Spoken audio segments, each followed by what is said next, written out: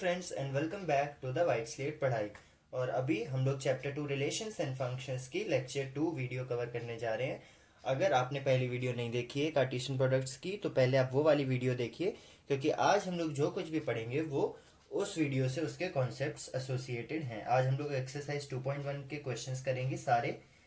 10 question है total. आराम से कर लेंगे, वीडियो भी ज़्यादा लंबी नहीं खींचेगी। सिंपल क्वेश्चंस हैं, सिंपल कॉन्सेप्ट जो हमने पिछली वीडियो में पढ़ा था उसके साथ। तो लेट्स स्टार्ट। तो ये आ गए हैं आपके सामने एक्सरसाइज 2.1 के questions. Question number 1, if x/3 + 1 y-2/3, ये क्या है? Ordered pairs. हमने पढ़ा था ना ऑर्डर्ड पेयर्स क्या होते हैं। Is equal to 5/3 1/3 find the value of x and y। तो हमने एक चीज पढ़ी थी कि दो ऑर्डर्ड पेयर्स कभी भी इक्वल कब होंगे? जब उनके करस्पॉन्डिंग एलिमेंट्स इक्वल होंगे। मतलब कि इसका पहला एलिमेंट और इसका पहला एलिमेंट इक्वल होने चाहिए, ऐसे ही इसका पहला एलिमेंट और इसका पहला एलिमेंट इक्वल होनी चाहिए। तो x/3 + 1 किसके बराबर होना चाहिए? 5/3 के। x/3 + 1 कितना होना चाहिए? 5/3। तो यहाँ से x/3 कितना निकलेगा? 5/3 - 1। और ये कितना है? 5/3 - 1 कितना होता है? 3 वहाँ जाएगा, 2/3 होता है। So this is equal to 2/3। तो x/3 इक्वल टू 2/3 है, तो x कितना हो जाएगा? x हो जाएगा 2। ऐसे ही y - 2/3 कितना है? 1/3। y - 2/3 is equal to 1/3। ये 2/3 उधर जाएगा तो y इज इक्वल टू 1/3 + 2/3, मतलब y इज इक्वल टू 3/3। और 3/3 कितना होता है? 1। तो x 2 और y 1 होगा, तो ये दोनों ऑर्डर्ड पेयर्स इक्वल हो जाएंगे। If set A has 3 elements and set B is 3, 4, 5, find the number of elements in A cross B। आपको पता है number of elements in A cross B क्या होता है? Number of elements in A into number of elements in B। Number of elements in A कितना given है मुझे? 3। Number of elements in B कितने हैं? 1 2 3 3। तो 3 क्रॉस 3 कितना हो गया? 9 एलिमेंट्स होंगे प्रेजेंट A क्रॉस B के कार्टेशियन प्रोडक्ट में, A और B के कार्टेशियन प्रोडक्ट में। If G is 7, 8 and H is 5, 4, 2, find the Cartesian product G cross H and H cross G। तो देखो G cross H, इसमें क्या होगा? G के एलिमेंट पहले आएंगे, तो 7 इन सब के साथ पेयर करेगा, 7 5 7 4 7 2। फिर 8 इन सब के साथ पेयर करेगा, 8 5 8 4 एंड 8। और H क्रॉस G में क्या हो जाएगा? H के एलिमेंट्स पहले आएंगे, तो देखो 5 पेयर करेगा इनके साथ, 7 और 8 के साथ, तो 5 7 5 8। फिर 4 पेयर करेगा इनके साथ, 4 7 4 8। और फिर ऐसे ही 2 पेयर करेगा इनके साथ, तो 2 7 और 2, 8। तो ये था G क्रॉस H का कार्टेशियन प्रोडक्ट और H क्रॉस G का कार्टेशियन प्रोडक्ट। ये अगले क्वेश्चन आपके सामने आ गए हैं। क्वेश्चन 4 क्या कहता है? State whether each of the following statements are true और false. If the statement is false rewrite it correctly. ये 3 स्टेटमेंट दिए हैं, हमें ट्रू और फॉल्स बताना है, और अगर स्टेटमेंट फॉल्स है तो उसके बदले हमें सही स्टेटमेंट बताना है। तो देखो, if P is M, N, 2 element है P में, Q is N, M, then P और Q का कार्टेशियन प्रोडक्ट Mn और Nm होगा। तो ये हमें देख के ही पता चल रहा है कि गलत है। क्यों? क्योंकि आपको याद होगा, अगर P में 2 एलिमेंट्स हैं और Q में 2 एलिमेंट्स हैं, तो P के Q के साथ कार्टेशियन प्रोडक्ट में 2 × 2 कितने एलिमेंट्स चाहिए हमें? 4। लेकिन यहाँ पे कितने हमारे पास? 1 2 ही एलिमेंट्स हैं, मतलब कि ये गलत है। तो सही क्या होगा? P क्रॉस Q की सही वैल्यू क्या होगी? P का पहले लेंगे एलिमेंट और Q के साथ पेयर करेंगे, तो M लेके N और M के साथ पेयर किया, M, N और M, M। फिर N लेके N और M के साथ पेयर करेंगे, तो आएगा N, N and N, M। Okay, तो P और Q की असली वैल्यू ये होगी। If P is this, Q is this, then P Q का कार्टेशियन प्रोडक्ट ये है। अब ये स्टेटमेंट ट्रू है जब हमने इसको बना लिया। If A and B are non-empty sets, then A cross B is a non-empty set of ordered pairs xy such that x belongs to A and y belongs to B। बिल्कुल सही है। अगर A और B non empty set हैं, तो A और B में जो प्रोडक्ट्स xy आएंगे वो x क्या होगा? A क्यों बिलोंग करेगा? x बिलोंग्स टू A, क्योंकि A पहले आ रहा है और x हमने पहले लिखा है। और वाई भी बी को बिलोंग करेगा क्योंकि वाई बाद में आ रहा है और बी बाद में लिखा है। तो X belongs to A and Y belongs to B, और एक्स वाई एक ऑर्डर्ड पेयर है। बिल्कुल सही बात है। If A is 1 2, B is 3 4, then A cross B intersection phi is phi. तो देखो बी इंटरसेक्शन फाई, आपको प्रॉपर्टी याद होगी, सेट्स में हमने पढ़ी थी कि किसी का भी फाई के साथ इंटरसेक्शन हमें क्या देता है, फाई देता है। और अभी पिछली वीडियो में हमने पढ़ी थी कि कार्टेशियन प्रोडक्ट नल सेट के साथ हम निकालते हैं तो वो नल सेट ही आता है। तो ये भी बिल्कुल ट्रू है, ये तो खुद ही ट्रूथ है, हमें इनमें कुछ करना भी नहीं पड़ा। अभी देखो if A is equal to -1, 1 find A cross A cross A.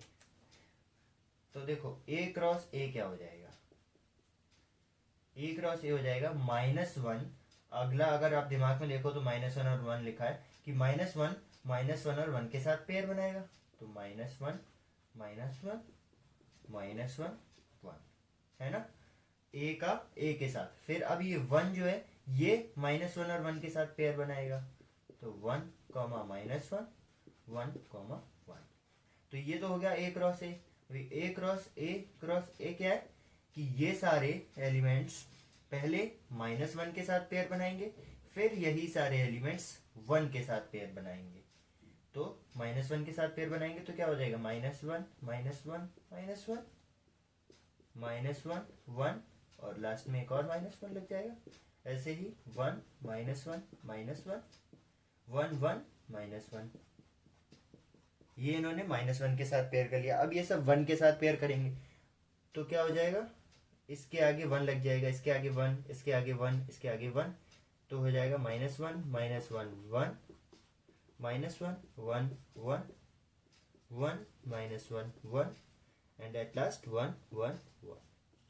तो ये हो गया ए का ए क्रॉस ए के साथ कार्टेशियन प्रोडक्ट। लास्ट नहीं है भी, 4 क्वेश्चन और है। If A cross B is A X A Y B X B Y find A B.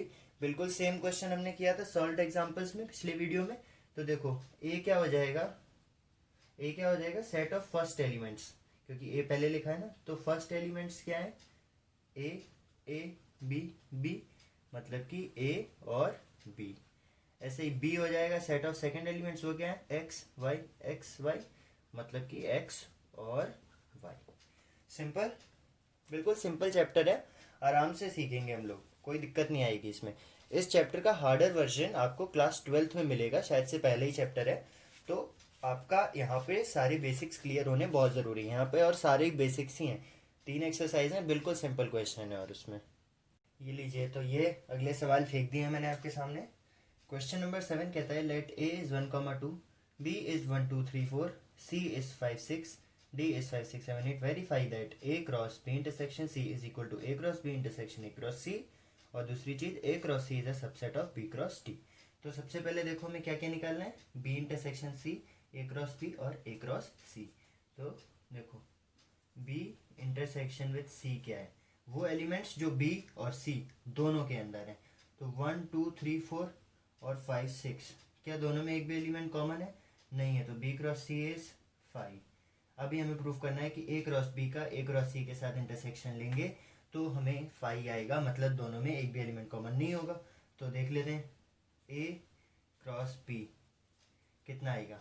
ए को हम बी के साथ पेयर करेंगे और ए के एलिमेंट्स पहले आएंगे। तो 1 पेयर करेगा S1 2 3 4 के साथ, फिर 2 पेयर करेगा S1 2 3 4 के साथ। तो क्या आ जाएगा 1 1 1 2 1 3 1 4, फिर 2 पेयर करेगा तो 2 1 2 2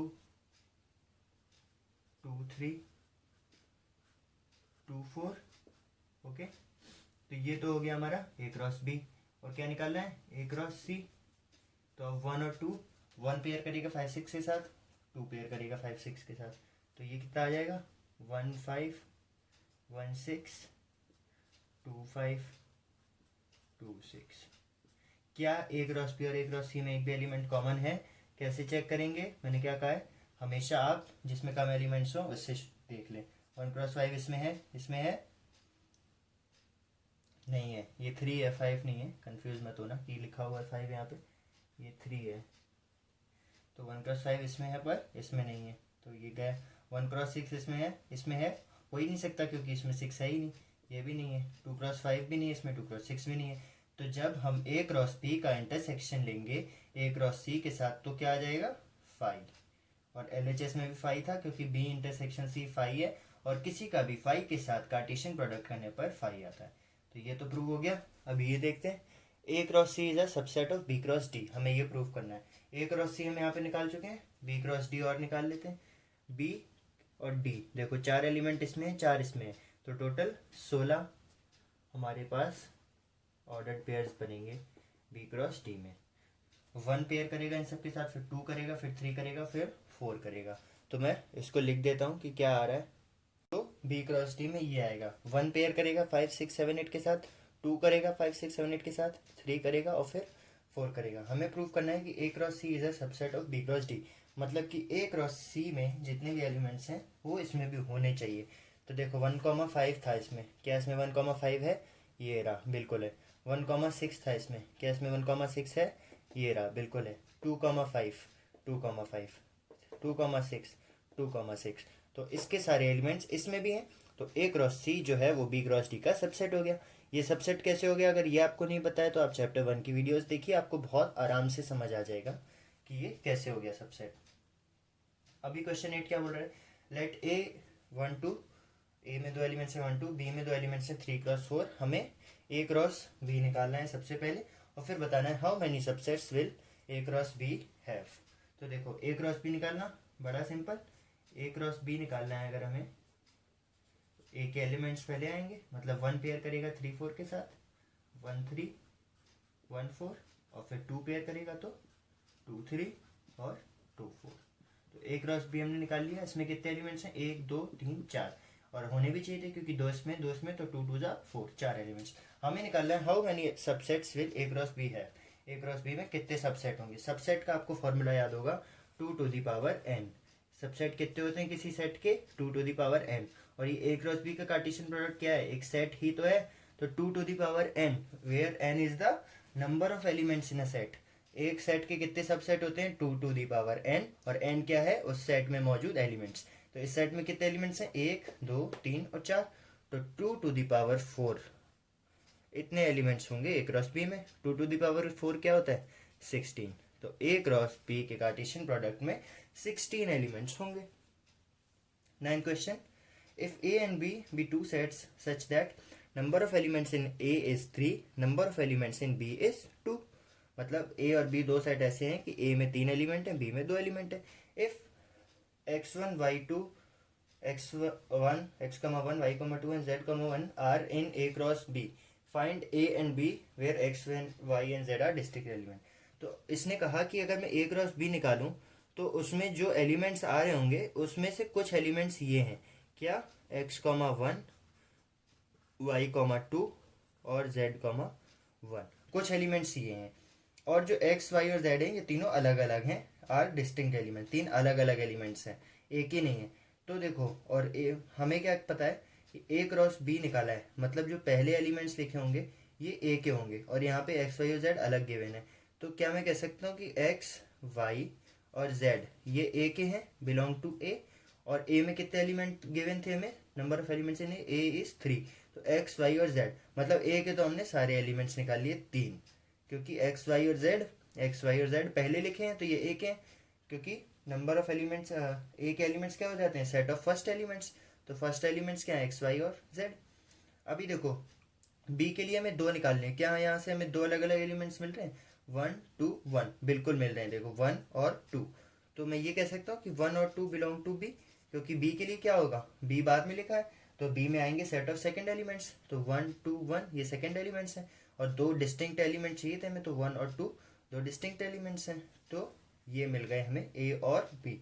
लेट ए एंड बी नहीं होगा, ये फाइंड ए एंड बी होना चाहिए था ना। अच्छा, let A and B two sets are in find A and B, ये रहा, ए और बी फाइंड करना था। तो ए क्या है, एक्स वाई जेड, और बी है 1 2। A is equal to X Y Z and B is equal to 1 2। तो चलिए क्विकली आपके सामने आखिरी सवाल फेंकता हूँ मैं। आखिरी सवाल ये रहा, the Cartesian product of A cross A has 9 elements. A cross ए मतलब एक ही सेट है ए, उसका खुद के साथ कार्टेशियन प्रोडक्ट हमें 9 एलिमेंट देता है, among which are found -1, 0 and 0, 1। उन 9 में से 2 तो ये हैं। फाइंड द सेट ए। अब सेट ए क्या है वो हमें निकालना है, and remaining elements of A cross A. तो पहली चीज़ ये देखो, दो सेट ए क्रॉस ए में 9 एलिमेंट्स हैं, मतलब ए में तो देखो ऑब्वियसली सेम एलिमेंट्स होंगे, मतलब यहाँ पे भी वही वैल्यू रखूँ और यहाँ पे भी वही, और 9 आना चाहिए। तो सपोज इसमें x एलिमेंट है ए में, है ना, तो x इंटू एक्स 9 आना चाहिए, मतलब एक्स स्क्वायर 9, मतलब x कितना आ गया 3, प्लस माइनस 3 आएगा, बट माइनस में तो एलिमेंट्स होंगे नहीं, तो पॉजिटिव वैल्यू लेंगे।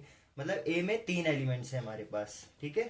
पहली चीज हमने निकाल ली, ए में 3 एलिमेंट्स हैं,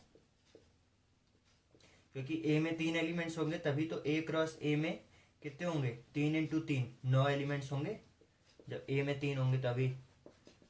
और ए में क्रॉस ए में 9 है, ये हमें गिवन है, तो ए में 3 है, ये हमने निकाल लिया।